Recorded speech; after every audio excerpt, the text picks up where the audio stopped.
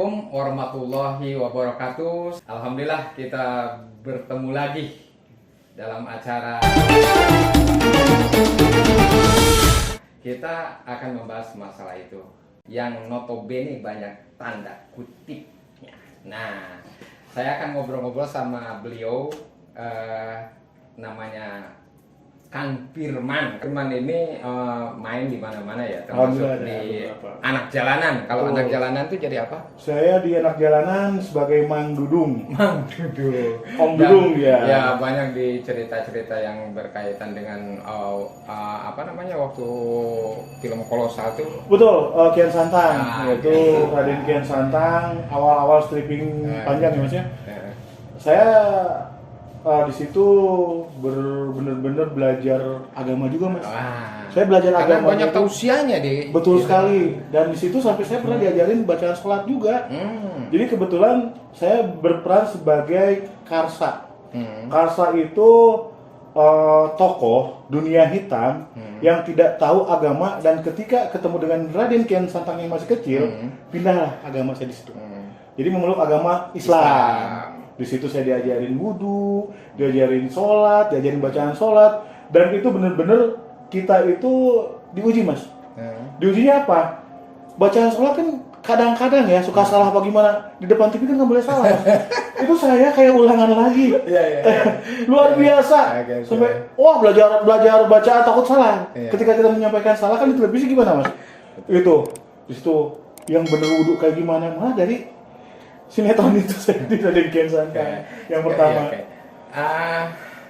Mungkin ada kisah-kisah yang berkenaan dengan ada tingkatan-tingkatan keimanan kan kayak gitu. Betul. Ada hal-hal mungkin berkaitan dengan religi itu yang berkaitan dengan jiwa. Pernah nggak hal-hal yang mungkin waduh kita sampai kayak begini atau gimana lah, intinya bahwa sesuatu akhirnya kita sadar kayak gitu. Jadi dulu Mas, saya pernah berguru, artinya berguru ke kiai ya. Ke kiai. Bukan berguru silat. Enggak, itu mah di film sih. Berguru artinya secara spiritual saya ingin mendekatkan diri lagi, gimana caranya supaya lebih dekat lagi dengan Allah Subhanahu wa taala, lebih bisa mengikuti alur yang benar lah. Nah, saya pernah coba, kamu katanya, pernah saya diberi puasa 48 hari. Di luar puasa ini ya Mas ya. Ini puasa apa? Ya puasa kamu ini pengen jalan yang benar, coba ikutin itu Mas. Saya jalanin Mas. Itu tapi bukannya seperti biasa ya. Biasa, puasa biasa. Puasa Betul, biasa cuma 48 hari nggak boleh. Ada yang kalau misalnya kita kosong, udah kosong berarti ada bolong sehari, kita harus ulang lagi. Dan itu ujian luar biasa. Iya, untuk coba kamu deh berserah diri dengan puasa dulu. Kan ada puasa wajib itu 30 hari lah, 1 bulan ya Mas. Yeah. Nah, sekarang kamu nggak puasa tapi bukan di bulan Ramadan. Gangguannya kan banyak. Itu. Coba kamu 48 hari. Saya nggak tahu sih itu maksudnya apa, tapi saya jalanin. Dan itu luar biasa Mas. Perjalanan puasa itu saya jalanin, dan hari terakhir saya syuting waktu itu Sunan Kalijaga di Cirebon sebagai penjahat. Terakhir puasa hari-hari ke-47 48. Tolak belakang ya. Iya, jadi penjahat. Saya di sana ada di Istana Cirebon kayak gitu yang sampai itu saya rasakan Mas. Puasa terakhir saya buka puasa itu di Cawang pulang dari Cirebon. Buka puasa tuh. Pas maghrib, alhamdulillah, yang hari ke-48 itu. Terakhir ya. Terakhir. Nah, yang saya rasakan ketika setelah puasa 48 hari saya jalani, ada sesuatu energi yang positif yang luar biasa, mungkin kepercayaan diri Mas ya. Artinya gini, ketika dan aneh-aneh Mas, aneh-aneh saya ini. Saya pengen Jumatan, saya pengen Jumatan lebih dari 100 masjid. Jumatan, saya pengen lebih Jumatan dari 100 masjid. Di lingkup, kalau kita Jakarta, ya, 100 masjid banyak ya. Itu mental atau ya, saya jadi gini, saya coba Jumatan untuk pindah-pindah tempat. Itu keinginan sendiri aja. Datang begitu. Iya, saya tidak mengharapkan masjid yang saya pernah sholat Jumat di situ dan saya tidak boleh lagi di situ, enggak. Cuma dengan perasaan saya, ternyata itu banyak banget pengalaman religi Mas. Banyak banget. Itu hanya Jakarta atau? Enggak, saya kalau bisa. Pernah saya sampai dari rumah, pengen sholat di Karawang, jam 8 saya berangkat. Berangkat Karawang. Saya pengen sholat di ke puncak. Terus sampai kayak gitu saya cari, kan. Saya pengen tahu apa sih yang saya pengen itu apa gitu kan. Ternyata di situ banyak pengalaman di luar nalar saya, Mas. Salah satu contoh aja. Saya lagi Jumatan nih. Lagi Jumatan, saya ada di sab kelima, 1, 2, 3, 4, 5 di belakang. Lagi ngedengerin khotib kan. Saya lagi dengerin. Tiba-tiba dari belakang ada orang mukul kepala saya, Mas. Pak! Saya lagi Jumatan, lagi gini pukul. Enggak, itu orang jalan aja. Yang mukul tuh orang atau manusia? Orang mukul. Kopi saya diambil, dilempar ke depan. Kenapa itu bisa? Saya juga bingung. Saya juga bingung. Ini ada apa nih? Iya. Saya emosi. Tapi kan lagi khotib kan boleh. Ketika kita bergerak atau berbicara sama orang lain, hapuslah jadi nggak dapat pahalanya lah. Kalau di Jumatan yang saya tahu kayak seperti itu kan, Mas. Ketika saya mau ini ditahan sama yang sebelah. Sabar gitu ya. Beda. Ini padahal jauh tuh orang. Kenapa nyamperin saya, Mas? Padahal banyak orang kan. Yang lalu itu pas sudah kayak gitu, tiba-tiba dia ke depan khotib. Orangnya itu, orang yang mukul saya. Dia tunjuk tangan. Saya mau nanya dong, ilmu ikhlas itu apa? Oh dia itu kan kalau Jumatan bukan untuk itu bukan saya jawab. Itulah pengalaman religi yang saya yang saya rasakan kan. Ilmu ikhlas itu apa? Tiba-tiba setelah selesai sholat itu ternyata dia tuh orang yang belajar ilmu yang tidak sampai hal seperti itu. Saya jadi itu anak kiai besar di situ. Itu belajar. Itu daerah Jakarta mana ada. Dan itu pengalaman yang luar biasa buat saya. Kenapa saya yang dipukul? Dan saya sangat suka sekali ketika Jumatan itu ketemu orang-orang yang berbeda. Dan saya pernah Jumatan daerah Bogor atau Puncak mana ya? Itu yang Jumatan orang tua semua. Nggak ada anak muda. Kakek-kakek. Kok nggak ada anak muda apa gimana? Saya bingung itu daerah mananya kan? Wah, aki-aki semua. Sampai kayak gitu kan. Oh, kita Jumatan. Udah, pengalaman. Tiba-tiba nggak pernah nanya hal-hal kayak gitu, anak mudanya kemana kayak gitu? Nggak, saya nggak nanya karena mungkin di situ mungkin saya nggak tahu, mungkin di situ penduduknya emang udah pada tua semua, bagaimana gitu kan? Tapi anak mudanya pergi ke kota bisa jadi. Terus ada tiba-tiba khotibnya kok kayak temen SMA sekolah. Oh kenal, salaman kayak gitu-gitu Mas. Jadi ketika kita berbeda masjid, berbeda pengalaman. Apa aja gitu, ada aja. Itu benar-benar saya coba seperti itu dan saya menikmati itu, Mas. Tapi sekarang sih udah nggak kayak gitu ya. Tapi waktu setelah itu saya kayak gitu mengalami. Gitu. Ya karena saya yakin, karena dengan keyakinan, artinya keyakinan kita untuk apapun itu.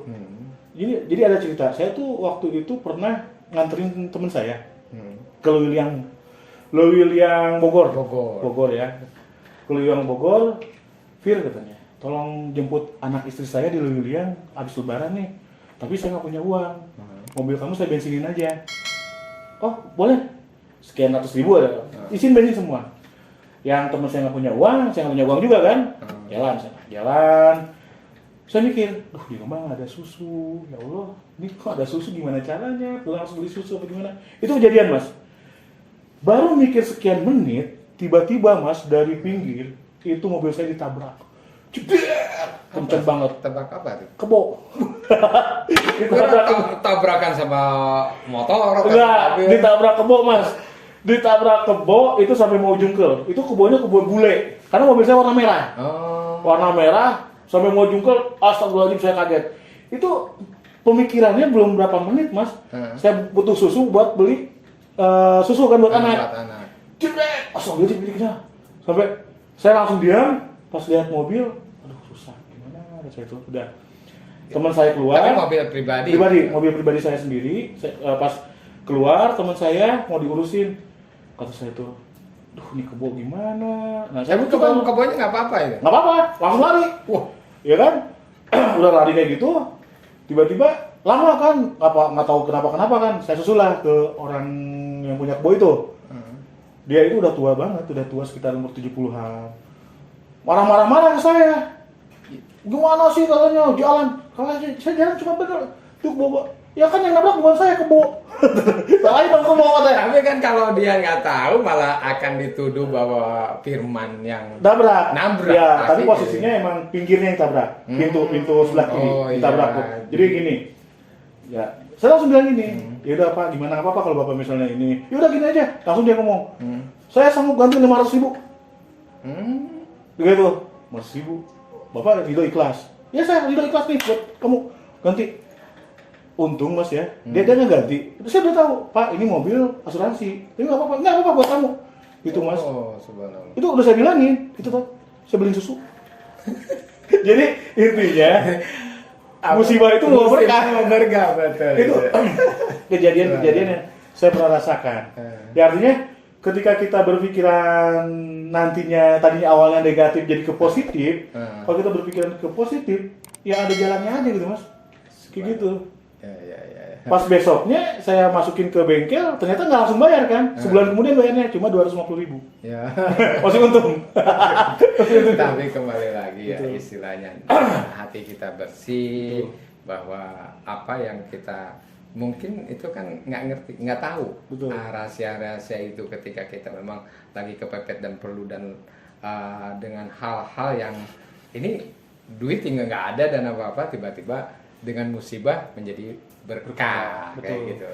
Nah itu kan sekarang maaf nih kita ini ya saya nanya juga karena kan terkadang apa istilahnya itu artis lah atau pegawai seni lah intinya kan bahwa banyak yang dari hal-hal yang buruk ya maaf bukan ini ya tapi ini kita supaya jadi pengalaman. Tapi tiba-tiba dapat hidayah, hijrah dan benar-benar istiqomah menjalankan kaidah-kaidah Islamnya, agamanya kayak begitu. Yaitu orang terpilih Mas. Jadi orang-orang terpilih yang dikasih hidayah Allah Subhanahu Wa Taala. Artinya ketika orang terpilih itu untuk berhijrah itu kan luar biasa Mas. Dipilih Allah Subhanahu Wa Taala untuk membenarkan dirinya sendiri di jalan yang benar gitu kan.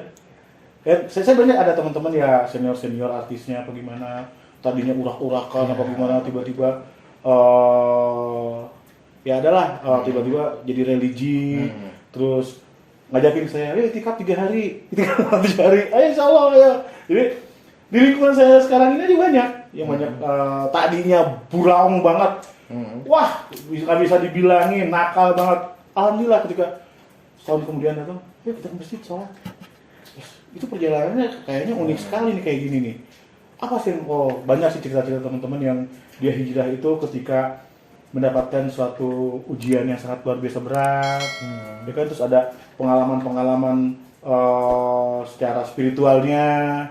Saya sangat salut sekali Mas kepada orang-orang seperti itu karena kenapa dipilih Allah Mas. Kayak gitu. Alhamdulillah ya. Luar biasa itu. Masya Allah pokoknya malah. Iya. Subhanallah mungkin ya saya sering lihat, nonton infotainment dan lain-lain istilahnya hal-hal seperti itu. Tapi mudah-mudahan mungkin hijrah atau hidayah bisa kena ke siapa aja ya. Ada seorang yang beragajul atau preman dan lain-lain akhirnya bisa insaf dan subhanallah benar-benar istiqomah menjalankan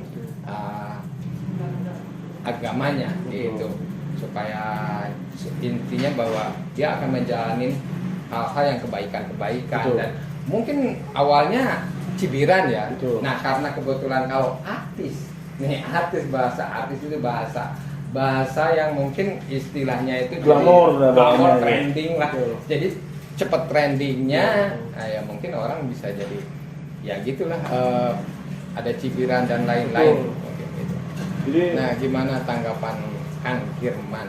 Jadi gini Mas Tohir, jadi kita melihat teman-teman misalkan kita hanya bisa mengingatkan. Artinya karena lingkungan kita itu tidak jauh dengan pergaulannya yang pergaulan pesta lah, misalnya pergaulan yang benar-benar ruang lingkupnya itu tidak semua orang di situ orang baik semua. Cuma tinggal memilih-milahnya aja, itu aja. Memilah mana yang harus ditemani, mana yang enggak. Artinya bukan menarik diri, oh gua nggak temenan sama dia, enggak. Jadi ada ketersinggungan juga. Betul, ya artinya ke diri kita sendiri sih, ke diri kita sendiri untuk menjaga hal-hal seperti itu, Mas. Jadi banyak teman-teman yang, lo kok nggak mau ikut ini, aduh, bukannya ini, gua ada acara, ya alasan-alasan yang tidak menyinggung dia juga, itu caranya aja. Betul, caranya aja. Artinya gini, kalau misalnya, karena kenapa di dunia entertainment itu sangat disorot sekali, Mas, sangat disorot sekali ketika kita berbuat yang tidak baik. Apalagi Mas Thohir bilang dunia film kan kecil ya, artinya ketika dia berbuat tidak baik pasti orang semua tahu. Infotainment pasti semua ada tahu. Di blacklist lah, ada yang ini. Itu. Artinya kembali lagi ke diri kita sendiri. Baik buruknya apa yang akan dilakukan diri kita sendiri yang tahu. Gitu. Alhamdulillah, subhanallah nih. Ini pengalaman ya. Mungkin ini jadi pelajaran, bukan buat apa istilahnya tuh artis saja ya, buat kita semua, buat umum. Intinya bahwa hijrah ataupun disebutnya tuh apa namanya hidayah yang kita terima,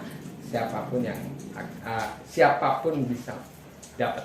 Gimana kitanya bahwa yuk kita mulai dari sekarang belajar. Assalamualaikum warahmatullahi wabarakatuh.